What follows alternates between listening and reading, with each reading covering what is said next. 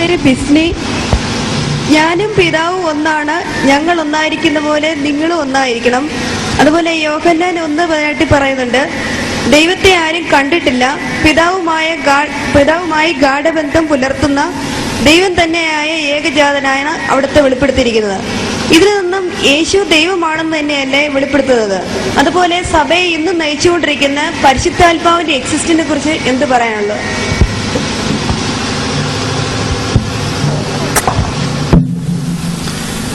സഹോദരി ചോദിച്ചിട്ടുള്ളത് യേശു ദൈവപാടി എന്നല്ലേ ബൈബിൾ വെളിപ്പെടുത്തുന്നത് എന്നാണ്.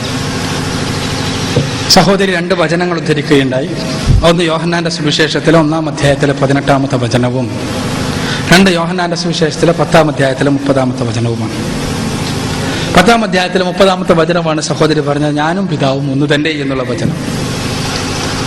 ഇവിടെ യേശുക്രിസ്തു പഠിപ്പിക്കുന്ന ഞാനും പിതാവും ഒന്നു തന്നെ എന്ന് യേശുക്രിസ്തു പഠിപ്പിക്കുന്നതായി യോഹന്നാന്റെ സുവിശേഷം വരച്ചത് കാണിച്ചു തരുന്നത് ഞാനും പിതാവും ഒന്നു തന്നെ എന്നാണ്. എന്നാൽ യേശുക്രിസ്തു യേശുവിനെയും പിതാവിനെയും രണ്ടാക്കി പറഞ്ഞതായി പല രംഗങ്ങളിലും നമുക്ക് കാണാൻ സാധിക്കുന്നുണ്ട്. യേശു തന്നെ പറയുന്ന യോഹന്നാന്റെ സുവിശേഷത്തിൽ 17-ാം അധ്യായത്തിലെ 3-ാമത്തെ വചനത്തിൽ ഏക സത്യ ദൈവമായ നിന്നെയും നീ അയച്ചിരിക്കുന്ന യേശുക്രിസ്തുവിനെയും അറിയുന്നതാകുന്നു നിത്യജീവൻ. യേശു തന്നെ പറയുന്നു യോഹന്നാന്റെ സുവിശേഷത്തിൽ 20-ാം അധ്യായത്തിലെ 17-ാമത്തെ വചനത്തിൽ എന്റെയും നിങ്ങളുടെയും പിതാവും എന്റെയും നിങ്ങളുടെയും ദൈവവുമായുള്ളവന്റെ അടുക്കലേക്ക് ഞാൻ കയറിപ്പോകുന്നു. യേശുക്രിസ്തു തന്നെ പറയുന്നു 8-ാം അധ്യായത്തിലെ യോഹന്നാന്റെ സുവിശേഷത്തിൽ 8-ാം അധ്യായത്തിലെ 17-18 വചനങ്ങളിൽ എന്താ യേശു പറയുന്നത്? 2 പേർ സാക്ഷികളാണ് യാൽ സാക്ഷ്യത്തിന് 2 പേർ അർഹരാണ് എന്ന് 2 പേർ സാക്ഷികളായാൽ ഒരു കാര്യം സത്യമാണ് എന്ന് നിങ്ങളുടെ ഗ്രന്ഥത്തിൽ എഴുതപ്പെട്ടിട്ടുണ്ടല്ലോ. എങ്കിൽ ഞാൻ എനിക്ക് തന്നെ സാക്ഷ്യം വഹിച്ചിരിക്കുന്നു, എന്നെ അയച്ച പിതാവും എനിക്ക് സാക്ഷ്യം വഹിച്ചിരിക്കുന്നു. അവിടെ യേശു പറയുന്നത് ഞാനും പിതാവും 2 പേരാണ് എന്നാണ്. അപ്പൊ യേശു പല വചനങ്ങളിലും ഞാനും പിതാവും 2 തന്നെ എന്ന് പറയുന്നുണ്ട്. ഇതിൽ നിന്ന് വ്യത്യസ്തമായി യോഹന്നാന്റെ സുവിശേഷത്തിൽ 10-ാം അധ്യായത്തിലെ 30-ാമത്തെ വചനത്തിൽ ഞാനും പിതാവും ഒന്നാണ് എന്ന് പറയുന്നുണ്ട്. ശരിയാണ്. എന്താണ് ഇതിന്റെ അർത്ഥം? അതാ യോഹന്നാന്റെ സുവിശേഷം വായിച്ചാൽ മനസ്സിലാകും. യോഹന്നാന്റെ സുവിശേഷത്തിൽ ആ വചനം മാത്രം എടുക്കാതെ ആ സാഹചര്യം വായിച്ചാൽ നമുക്ക് മനസ്സിലാക്കാൻ സാധിക്കും. യോഹന്നാന്റെ സുവിശേഷത്തിൽ ഈ പറഞ്ഞതിന് അർത്ഥം എന്താണ് എന്ന് യോഹന്നാന്റെ സുവിശേഷത്തിൽ തന്നെ വിശദീകരിക്കപ്പെട്ടിട്ടുണ്ട്. യോഹന്നാന്റെ സുവിശേഷം 17-ാം അധ്യായത്തിൽ 21-ാമത്തെ വചനം എടുക്കുക. യേശുക്രിസ്തുവിന്റെ പ്രാർത്ഥനയാണ്, പിതാവേ ഞാനും നീയും ഒന്നായതുപോലെ നീ എന്നിലും ഞാൻ നിന്നിലുമായതുപോലെ ഇവരും നമ്മിലാകേണ്ടതിനു വേണ്ടി ഞാൻ നിന്നോട് പ്രാർത്ഥിക്കുന്നു. ഇവരെല്ലാം ഒന്നാകേണ്ടതിനു വേണ്ടി ഞാൻ നിന്നോട് പ്രാർത്ഥിക്കുന്നു. യേശു പ്രാർത്ഥിക്കാം, ഞാൻ നിന്നിലും നീ എന്നിലുമായതുപോലെ ഇവർ നമ്മിലാകണം, ഞാനും നീയും ഒന്നായതുപോലെ ഇവർ ഒന്നാകണം. ഇതിന്റെ അർത്ഥം എന്താണ്? യേശുവും പിതാവും ഞാനും പിതാവും ഒന്നു തന്നെ എന്ന് പറയുമ്പോൾ യേശു പ്രയോഗിച്ച ഒന്ന് എന്നതിന് പ്രയോഗിച്ച ഗ്രീക്ക് പദം യേശു അല്ല, ഈ ഗ്രീക്കിലല്ല പ്രയോഗിച്ചത്, പക്ഷെ ഗ്രീക്കിൽ യോഹന്നാൻ പ്രയോഗിച്ച പദം ഹെൻ എന്നാണ്. അതേ ഹെൻ എന്ന പദമാണ് 17:21 പ്രയോഗിച്ചിട്ടുള്ളത്. അപ്പൊ ഞാൻ സൂചിപ്പിക്കുന്നത് അവിടെ എന്താണ്? ഞാൻ നിന്നിലും നീ എന്നിലും ആയതുപോലെ നമ്മൾ ഒന്നായതുപോലെ ഇവരെല്ലാം ഒന്നാകണം, ഇവർ നമ്മിലാകണം. ഇതിന്റെ അർത്ഥം എന്താ?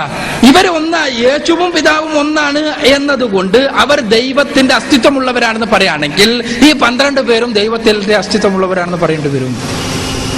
അപ്പൊ ത്രിയേകത്വം പോയിട്ട് 14 പേരുടെ ഏകത്വമായി മാറും. അതല്ലേ സംഭവിക്കുക?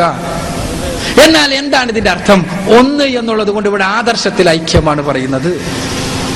പിതാവ് എനിക്ക് തന്നതിനെ തട്ടിപ്പറിക്കാൻ ആർക്കും സാധ്യമല്ല. യേശുക്രിസ്തു പറഞ്ഞിട്ടാ പറയുന്നത് ഞാനും പിതാവും ഒന്നാണ്, ഞങ്ങൾ ഒന്നാ, നമ്മൾ ഒന്നാണെന്ന് നമ്മൾ പറയാറില്ലേ?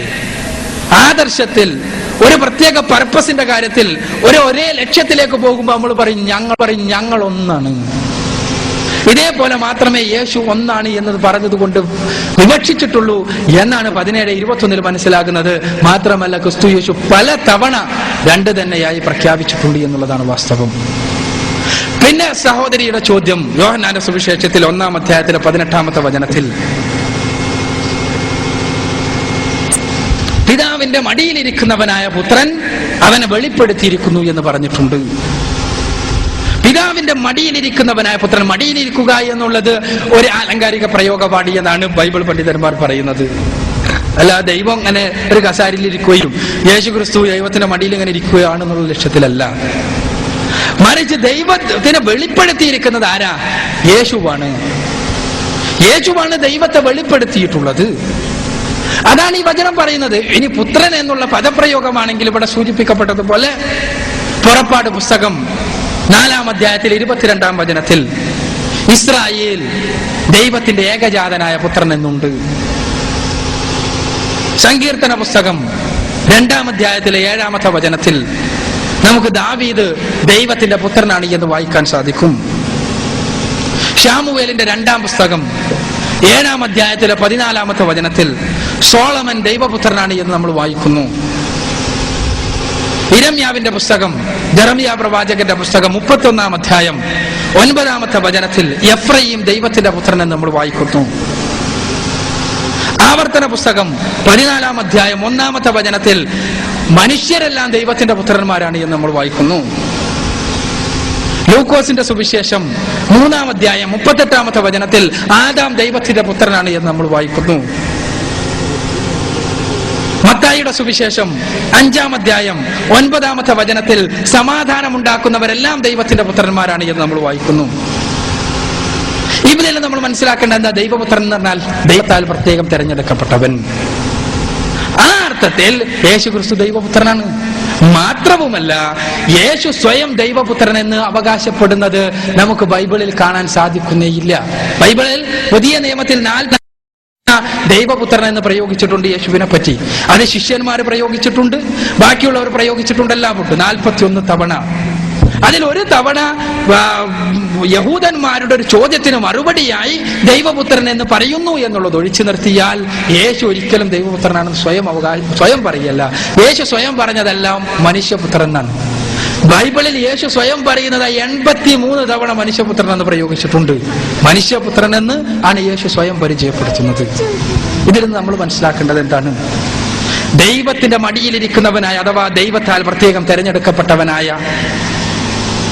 യേശു ക്രിസ്തു ദൈവത്തെ വെളിപ്പെടുത്തിയിരിക്കുന്നു. അത് സത്യവുമാണ്, അതിൽ യാതൊരു സംശയമില്ല. ഇനി പരിശുദ്ധാത്മാവിനെ കുറിച്ചാണ്. പരിശുദ്ധാത്മാവ് വഴി നടത്തുന്നു എന്നാണ് സഹോദരി പറയുന്നത്. ആരെ വഴി നടത്തുന്നു? ആരെ വഴി നടത്തുന്നു? നമ്മൾ ചിന്തിക്കണല്ലോ. ആരെയാണ് വഴി നടത്തുന്നത്? ഏത് വിഭാഗത്തെയാണ് കൃത്യമായി പരിശുദ്ധാത്മാവ് വഴി നടത്തുന്നത്? എല്ലാവരും പറയുന്നു ഞങ്ങളെ വഴി നടത്തുന്നു. റോമൻ കത്തോലിക്കക്കാരൻ പറയുന്നു ഞങ്ങളെ യേശു വഴി പരിശുദ്ധാത്മാവ് വഴി നടത്തുന്നു. പെന്തക്കോസ്തുകാരൻ പറയുന്നു ഞങ്ങളെ വഴി നടത്തുന്നു. യഹോവ സാക്ഷിക്കാരൻ പറയുന്നു ഞങ്ങളെയാണ് വഴി നടത്തുന്നത്. CSI കാരൻ പറയുന്നു അതൊന്നുമല്ല, ഞങ്ങളെയാണ് വഴി നടത്തുന്നത്. ഇത് പരിശോധിക്കാനോ, വഴി നടത്തൽ എന്തിന്റെ അടിസ്ഥാനത്തിലാണെന്ന് പരിശോധിക്കാനോ ഒരു മാനദണ്ഡമില്ല താനും. ഒരുത്തം പറയുന്നു പത്രോസ് എന്ന ഈ പാറയാണ്, ഈ പാറമേൽ ഞാൻ എന്റെ സഭയെ സ്ഥാപിക്കുന്നു പറഞ്ഞിട്ടുണ്ട്. ആ പത്രോസ് ആകുന്ന പാറയിൽ സ്ഥാപിക്കപ്പെട്ട സഭയാണ് റോമൻ കത്തോലിക്ക സഭ. അതുകൊണ്ട് ഞങ്ങളെയാ വഴി നടത്തുന്നത്. എന്നാൽ മറ്റൊരു പറയുന്നു എന്നിൽ വിശ്വസിക്കുന്നവർ അന്യഭാഷകൾ സംസാരിക്കുന്നു. മാർക്കോസിന്റെ സുവിശേഷം 16-ാം അധ്യായത്തിൽ 17-ാമത്തെ വചനത്തിൽ പറയുന്നുണ്ട്. അപ്പൊ അന്യഭാഷ സംസാരിക്കുന്ന ഞങ്ങൾ പെന്തക്കോസ്തുകാരാണ് യേശുവിനാൽ വഴി നടത്തപ്പെടുന്നവൻ, അല്ല പരിശുദ്ധാത്മാവിനാൽ വഴി നടത്തപ്പെടുന്നവൻ. അപ്പൊ വഴി നടത്തുക എന്ന് പറഞ്ഞാൽ കൃത്യമായി ധാർമ്മിക മാർഗനിർദ്ദേശം നൽകലാകണം. ഓരോ വിഷയത്തിലും ഞാൻ നേരത്തെ പറഞ്ഞല്ലോ, വേദഗ്രന്ഥം എന്ന് പറഞ്ഞാൽ അതിനാ കൃത്യമായ ധാർമ്മിക മാർഗനിർദ്ദേശം. ലോകത്ത് കൃത്യമായ ധാർമ്മിക മാർഗനിർദ്ദേശം നൽകുന്ന വേദഗ്രന്ഥം നമ്മുടെ മുന്നിലുണ്ട്.